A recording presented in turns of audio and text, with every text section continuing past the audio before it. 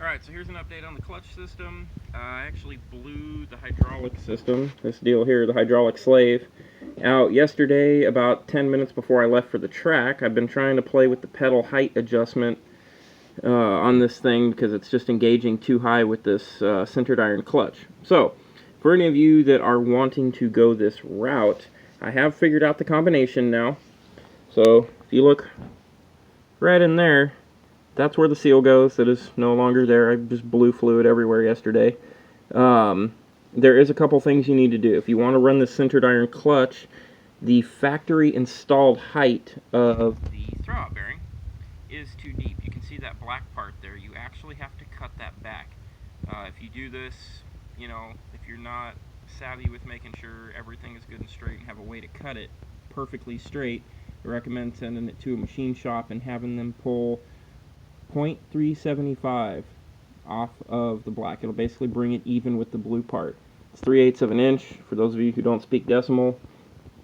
The other thing that you do need to do because of the hydraulic requirements, if you have a 93 to 96, you're good to go because that is the hydraulic assembly you are going to need. If you have years earlier than that, you need to update it to the newer style, which means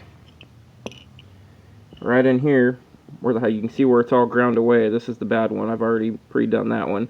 There's a huge boss that comes up probably 1/4 to 3/8 of an inch off from where that ground surface is. So you have to pull out the factory hydraulic fitting and grind it down and put in the one from your older truck. Let me reach around here real quick. This is the one from the 93 to 96s, and it looks very, very similar to the older style, but there is, right at the base there where you can see that black, that last little bevel right there is at a different size and diameter from the old style trucks. So basically what you got to do is that little hole right there, there's a little spring pin. Knock that out of there.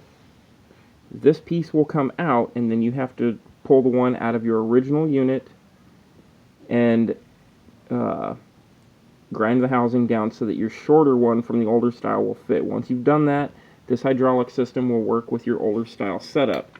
So after you've pulled 3/8 of an inch off of the black part of that, you can put it back on your good hydraulic piece. Your installed height is right where it needs to be.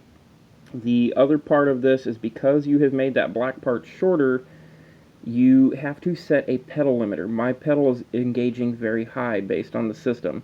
So what I've done is I pulled the rubber stop out on my pedal assembly and installed a adjustable set screw.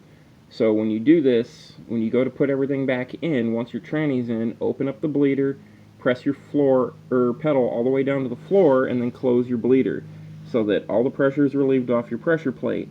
And then what you can do is slowly just get it to where your pedal barely moves, bleed out your system, and slowly start bringing it up until you get anywhere between 300 and 400 thousandths worth of bearing movement when you press the pedal down forward.